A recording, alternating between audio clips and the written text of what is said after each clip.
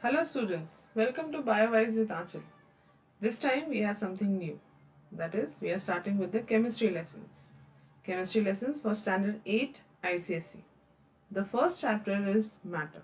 So let us move ahead with the chapter without wasting time. Yes, one more thing.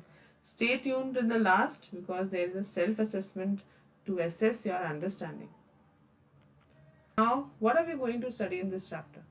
What is matter, composition, then characteristics, states of matter, kinetic theory, interconversion of matter, and some activities. Before starting with the chapter, everybody must be aware about the definition of matter. What is matter? Definition. Matter is defined as anything that has space, has mass, and can be perceived by our senses. Any query, children? Put it in the comment section. I will surely get back to you. Now, what do you understand by the composition of matter? That is, what is matter made up of? So, I have shown you three things. First is atom, then you have molecules, and then you have ions. The most important thing is to understand the difference. Now, when I say atoms, you can see here, it's a nitrogen, magnesium, these are atoms. Okay, we have already studied in 7th standard about atomicity. That is, atoms and how many atoms makes up a molecule. So if you have to differentiate between atoms and molecule, you should know that atom is the smallest particle of an element which may or may not exist independently, which may or may not exist independently. But when it comes to molecules, it exists independently. If I say H is an atom of hydrogen. If I say H2 is a molecule of hydrogen. If I say 2H, it's two atoms of hydrogen. And if I say 2H2, it is two molecules of hydrogen. I hope the difference is clear to you all. Yes. Now then, what are ions? You are aware about atoms, right? You know that they contain electrons. So there are chances that atoms may lose or gain electrons. So suppose, for example, let us take an example of sodium. Anybody who can tell me what is the atomic number of sodium? Write it in the comment section. That atomic number you need to write, okay? I'll tell you how many electrons it has. Sodium has got 11 electrons. Okay, if you go for electronic configuration, it is 281. So there are chances that this one electron will be lost to provide a stable electronic configuration to sodium. And if there is a loss of electron, the atom acquires a positive charge, and if there is a gain of electron, the atom acquires a negative charge. We will talk about it in detail when I'll be talking about element, compound and mixture to you. And if you need a detailed explanation on the formation of ions, put it in the comment section. I'll surely get back to you. So I hope you understood the difference between atom, molecules and ions. Let us move to the properties of matter. Now when you talk about the characteristics of matter, we talk about its volume, its mass, its weight, and it can be perceived by our senses. As you all know the definition, anything that occupies space and has mass and can be perceived by our senses. I am repeating it again and again so that you learn it while you are attending the session. Okay. Next, we have to talk about the characteristics of solid, liquid and gas. Now this everybody is aware of. Now if I have to talk about the solids, right, I hope you remember the packing. If you have solids, all the molecules are very closely packed, right? They are very closely packed. So the space, everything, solid, liquid and gas, all are matter. So all will occupy space. Everything will have mass, right? Volume, if you talk about, there is a fixed volume for solid and liquid. I'll get to gas why it does not have a volume, fixed volume. Then it has a definite shape. You can see solid particles are all fixed, so they do not change their shape, right? The molecules intermolecular force of attraction is too high and the distance between them is negligible. But when it comes to liquid, the molecules are having certain space in between, but they do not leave each other. That is why even if you put it in a glass, in a bowl, in a plate, wherever you put the liquid, in any container you put the liquid will take the shape of that container, right? So there is no definite shape for liquids. Gases obviously do not have the definite shape. When you talk about the gases, the molecules are very far from each other. There is no intermolecular force of attraction. You can say that they have least intermolecular force of attraction. So they do not want to be together. So whichever container you fit them in, they will take the shape of that container. That is, the entire container will be filled with the same molecules, same amount of gas in it. So gas does not have a definite shape, nor does it has a definite volume. But for liquid, the volume is fixed, but it does not have a shape. Density is maximum in solids, less in liquid, and least in gases. What is density? Mass per unit volume. So you can just find out solid, liquid, and gas, what is the density. Compressibility. Since now when you talk about compressibility, we talk about intermolecular space. Intermolecular space. Since solid, there is no intermolecular space between the particles, it cannot be compressed. Liquids also cannot be compressed, but to a certain extent few liquids can be compressed because there is a slight space, right? And gases are highly compressible. The best example is LPG, your deodorants. You see that how the molecules are fitted up in the cylinder. They actually appear like liquid because the molecules are brought very close to each other.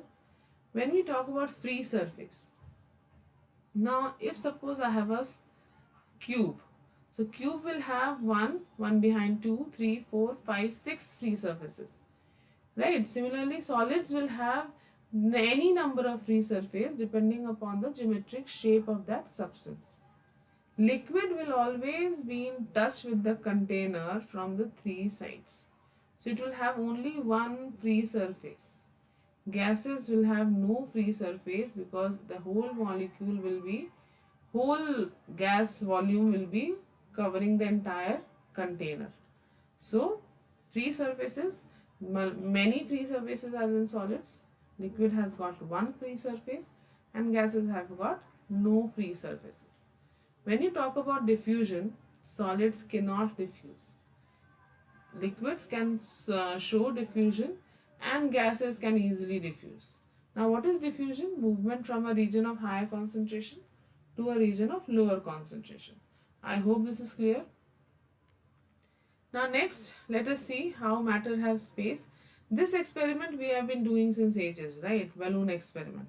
You can see that the simple example will be blowing the air in the balloon. The shape of the balloon will change, showing that it has mass and the size has increased. And even when you take the beam balance and you weigh it, you'll find that the balloon with the air will have more weight. Next, matter occupies space, this experiment, right? You put how this we have done in physics, right? You have to calculate the mass of the stone. So we put the stone in the water. The amount of water displaced will give you the mass of the stone. Similarly, here also you can see the stone occupies space, right? That extra space that the stone has taken has displaced the liquid. In the next experiment, you can see that as the candle is burning, it is utilizing the oxygen present in the bell jar, right? So as the oxygen gets over, the space, the volume is vacuum is being created so that the liquid moves in to take the space, right? So this experiment proves that matter occupies space. Now what are the different states of matter? Solid, liquid and gas. General properties, you are aware, composition of matter, we have just discussed about the general properties. Whenever you have to write about the properties of matter in the exam, please students focus on this. What is the interparticular space? Then what is the interparticular force of attraction? What is the energy possessed by the particles? You have to explain all on the basis of these 3 points. Okay. So let's see solid, liquid and gas. particles, you know this, right? We have just discussed the time that closely packed molecule, loosely packed, and there are what to say, maximum intermolecular distance between the particles of gases. When you talk about kinetic energy, what is kinetic energy? That is energy due to the motion, movement, velocity, right? So you can see that kinetic energy is maximum in gases because the gas particles are always in the random motion. That random motion, Brownian motion, we have already studied. In liquids also the particles are moving around, right? But they are not leaving each other. In gases, so they move freely around, freely. Solid, the particles could not move much. They can only vibrate in their main position because they are very closely packed. The intermolecular force of attraction is maximum in them, right? So particle motion is maximum in gases, and the kinetic energy is maximum in gases, and the force of attraction between the particles, that is maximum in solids. Moving ahead, the comparative study, we'll do the comparative study on the particle mobility. You can see we have just discussed intermolecular space in solid is least, in liquid is more than solids, less than gas, and gas is maximum. Particle mobility is least in solids, maximum in gases. Interparticular attraction is maximum in solids and least in gases. Energy is minimum in solids and maximum in gases. The lines which I am showing here, that is the arrows, the red arrow is adding energy, that is we are talking about heating. And here blue one is talking about we are cooling. So as we study about the interconversion of state of matter, we will be talking about these changes. Next activity is to show that particles of matter have intermolecular force of attraction. We have seen mercury, everyone. Where do you find mercury in your day-to-day life? So write this answer in your comment section. Where you find mercury? The first question is where do you find mercury in your day-to-day life? And second question is what is the symbol of mercury? Put it in the comment section. Let me see how many of you are aware of it. You can see as the mercury particles fall down, they form a spherical structure. This is because of the molecular attraction. The particles, instead of just going here and there is a force of attraction between them that helps the molecules to be together. So it gives a spherical shape to the mercury that has fallen on the ground. Okay.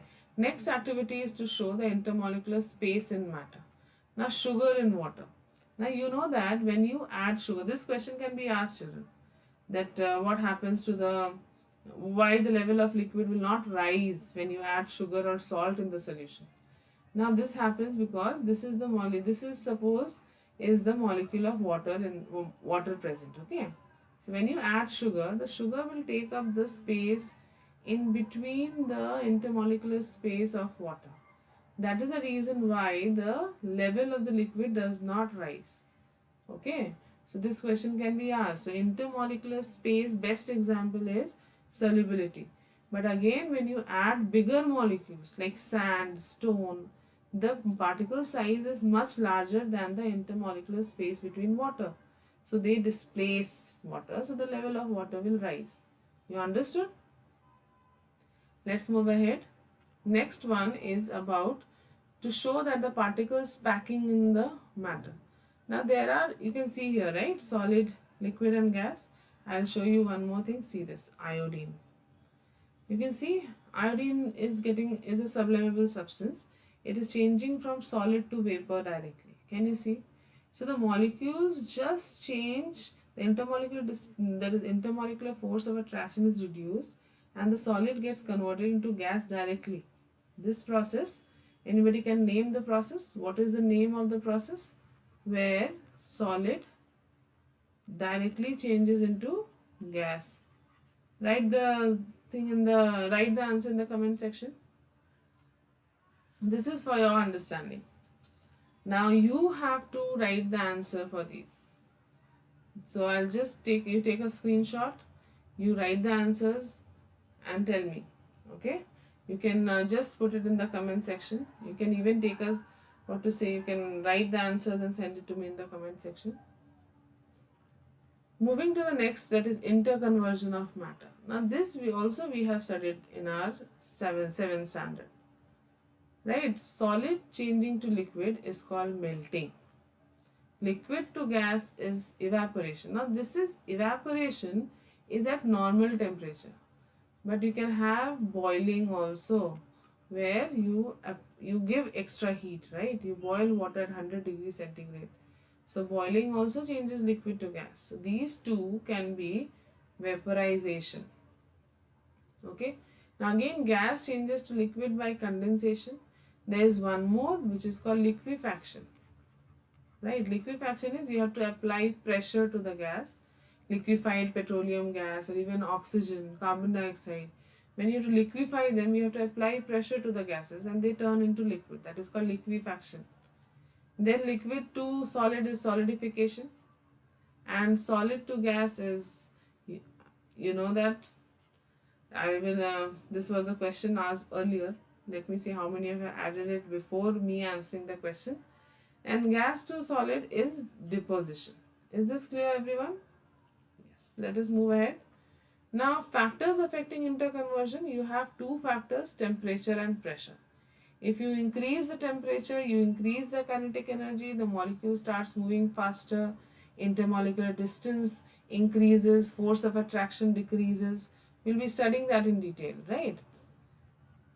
This is the Brownian motion I have already discussed. That is, gas particles and liquid particles, they move in random motion. That is called the Brownian motion. Okay. So when I apply temperature, that is when heat is added to the solid, you see the molecules are closely packed. They start vibrating by their mean position and the space between them increases and they turn into liquid. Similarly, you keep on heating, the space will increase furthermore and it will turn into gas. That is how the solid changes into liquid and then to gas. Kinetic theory of matter, the main postulates, composition, that is we have already done, that is molecules, atoms and ions are the main composition of matter. There is interparticular space between the particles, there is interparticular force of attraction between the molecules, and there is energy possessed by the particle of matter. So let us see in detail what happens. Interconversion of matter explains. Now in this case you can see an ice melting. The first what I am going to explain you melting on the basis of the kinetic theory of interconversion of matter. On heating solids, what happens? When you heat solid, there are particles, right? There are two particles which are very closely packed. So when you apply heat, they start vibrating by their mean position and the molecules tend to separate. That is, interparticular space increases. As the interparticular space increases, the force of attraction decreases, and at a fixed temperature, that is the melting point, the particles become free and the solid changes to liquid. Now children, this is how you are going to write the answer when it comes explain melting on the basis of kinetic theory of matter. Okay, so you have to talk about the gain of energy, what happens to the space, what happens to the interparticular attraction, and then at a fixed temperature. Always remember, melting point, boiling point, they are fixed temperatures. That is, until unless the complete ice changes to water, the temperature is not going to change from 0 degree to any other temperature. Is that clear? So what is there which is helping in the conversion that we study later, that is our latent heat. Remember latent heat?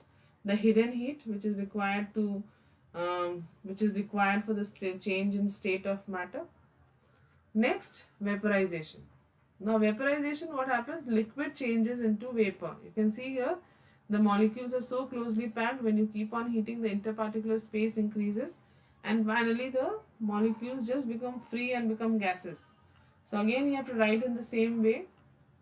The particles gain energy, interparticular space increases, interparticular attraction decreases, and at boiling point particles become completely free and the liquid escapes as gas. The liquid changes to gas at boiling point, that is at the fixed temperature. Okay.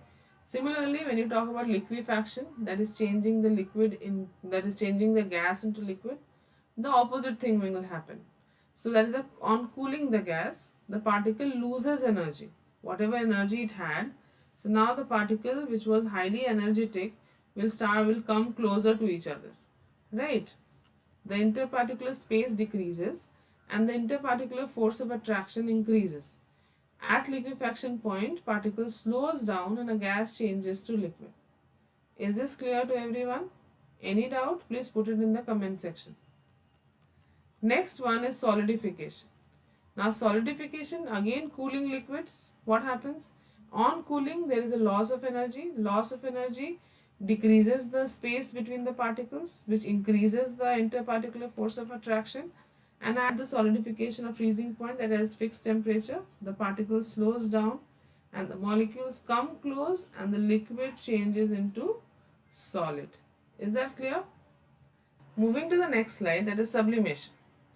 In sublimation, what happens? The solid changes into vapor directly without undergoing into a liquid formation. Just understand that there are particles who have high energy, they are just forced to be together. And as they get little bit of heat, they just change their state from solid to liquid directly. So on heating a sublimable solid, you find that the particles gain energy, interparticular space rapidly increases, and interparticular attraction decreases suddenly, and the molecule breaks free and escape from the surface of the solid and changes into vapor without forming the liquid state. Is that clear? Now, law of conservation of mass. This is the last part of the chapter. Law of conservation of mass is very simple. You have studied law of conservation of energy, where energy can neither be created nor be destroyed, just can be transformed from one form to the other. Law of conservation of mass also states the same thing. That is, mass of reactants is always equal to the mass of products. Now, what the law states that whenever a chemical change takes place, the total mass of the reacting substance, what is the reacting substance? The reactants is exactly equal to the total mass of the products, provided that they are measured under similar conditions. Children, this is really important. This is an important part, okay? Because the condition has to be retained for the entire reaction to happen, okay? So mass of reactant is equal to mass of the product. This total mass of reactants and total mass of the product, you can see Dalton has also done the experiment to prove this.